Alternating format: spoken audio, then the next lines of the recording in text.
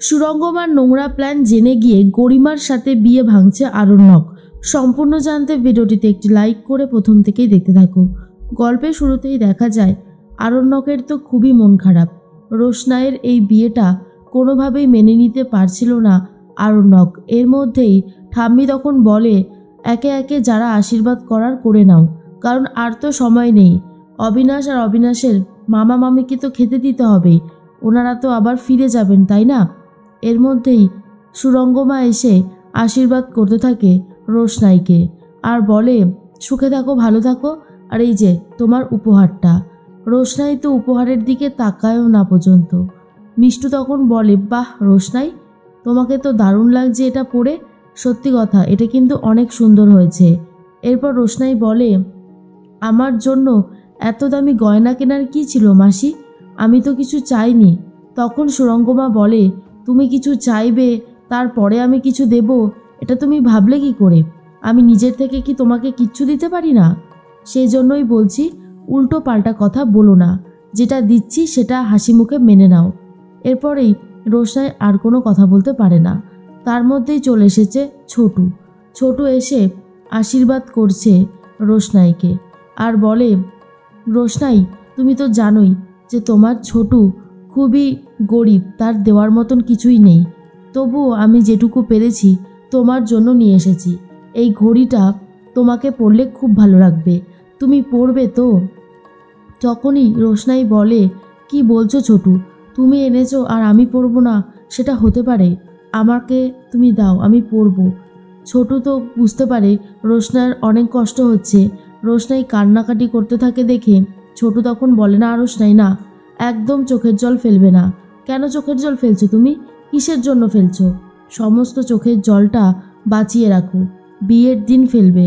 এরপরেই তো মিনিও খুব কান্নাকাটি করতে থাকে আর বলে, মা রোশনাইয়ের বিয়েটা হওয়াটা কি খুব জরুরি ছিল? আমি যে রোশনাইকে ছাড়া থাকতে পারবো না। বড়মা তখন বলে, মিনি এরকমভাবে তুমি বলো না, তাহলে কিন্তু আরও বেশি করে সবাই তোমাকে বকবে, বুঝতে পেরেছো তো? এখন এই সমস্ত কথা বলার সময় নয়। মিনির তো খুবই খারাপ লাগে রোশনাই চলে যাবে, আর মিনি এটা কিছুতেই মেনে নিতে পারে না। এরপরেই অবিনাশজিকে বলতে থাকে সবাই আশীর্বাদটা করার জন্য। আর এদিকে ছোটু তখন বলে, কিরে বাদশা, তুই দাঁড়িয়ে আছিস কেন? যা রোশনাইকে আশীর্বাদ কর। রোশনাইয়ের জন্য তো কম কিছু করিসনি তুই, এই মেয়েটার জন্য আজকে যা কিছু করেছিস সবটাই তো তুই করেছিস। তোর আশীর্বাদটা রোশনাইয়ের আগামী জীবনের জন্য খুবই দরকারি। এরকমভাবে দাঁড়িয়ে না থেকে যা গিয়ে রোশনাইকে আশীর্বাদ কর। এর মধ্যেই সুরঙ্গমা তখন বলে, অবিনাশজি আপনি দাঁড়িয়ে আছেন কেন? আপনি তো রোশনাইয়ের হবু বর, আপনি যান গিয়ে আগে রোশনাইকে আশীর্বাদটা করুন। এরপর তো অবিনাশজি রোশনাইকে আশীর্বাদ করে আর সবাই তখন বলে, কি রোশনাই, তুমি চুপ করে বসে আছো কেন? অবিনাশজির পা ধরে নমস্কার করো। কিন্তু রোশনাই কিছুতেই অবিনাশজিকে নমস্কার করতে চায় না। সবাই মিলে বলতে থাকে, কিন্তু তবুও রোশনাই কোনোভাবেই অবিনাশজির পা ধরে নমস্কার করছে না। সুরঙ্গমা এটা দেখার পর বলে, এই যে রোশনাই, কি করছো তুমি এটা? উনি তো দাঁড়িয়ে আছে।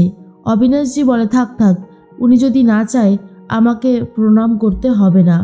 রোশনাই দুটো হাত নিয়ে এগিয়ে যায়, কিন্তু অবিনাশজিকে নমস্কার করে না, হাত জোর করে শুধু নমস্কার করে। যা দেখার পরে অবিনাশজিরও খুব খারাপ লাগে। এরপরেই ছোটু তখন বলে, এবারে আরণ্যক করবে, যা এখানে দাঁড়িয়ে থাকিস না, ওকে আশীর্বাদটা করে ফেল। আরণ্যক এসে রোশনাইকে আশীর্বাদ করে। এরপর রোশনাই আরণ্যকের দুই পা ধরে ভীষণ কান্নাকাটি করতে থাকে।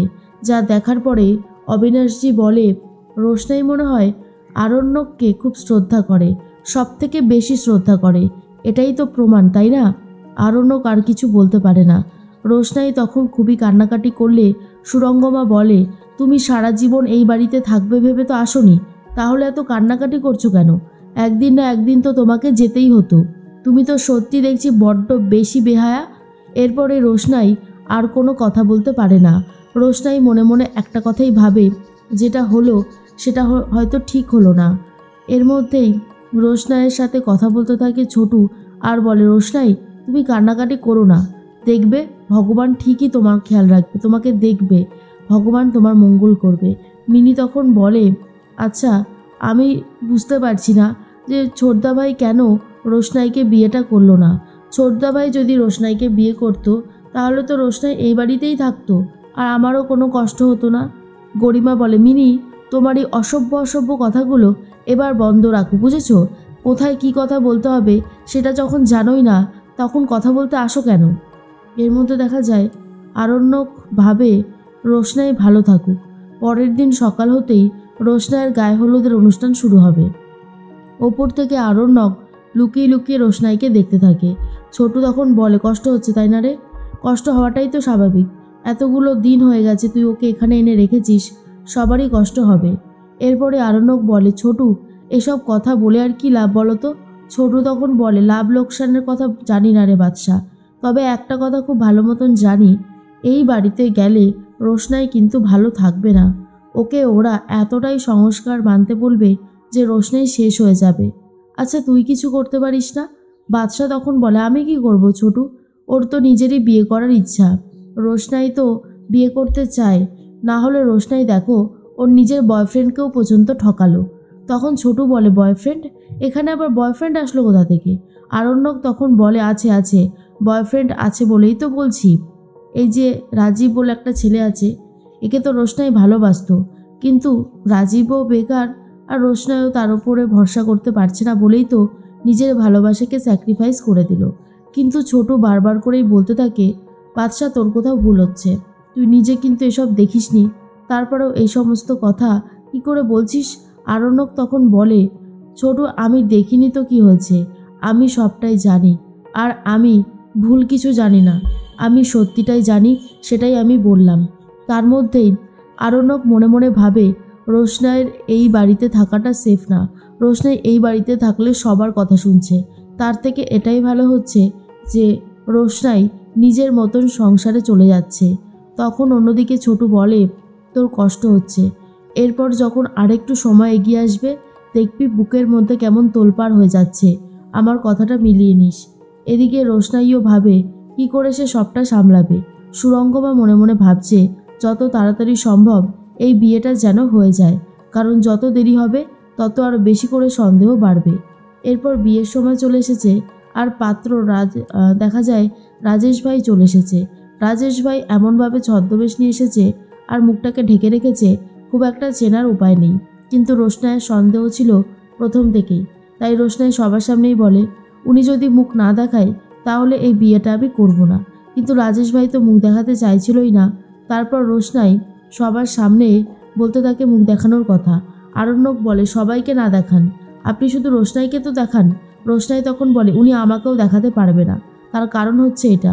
আর দেখে যে রাজেশ ভাই, এটা দেখার পর তো আরণ্যক প্রচণ্ড রেগে গেছে গরিমার মায়ের ওপরে। আর গরিমার মায়ের ওপর রাগ করে যদি গরিমার সাথে বিয়েটা ভেঙে দেয় আরণ্যক, তাহলে তোমাদের কেমন লাগবে কমেন্টসে জানাতে কিন্তু ভুলো না।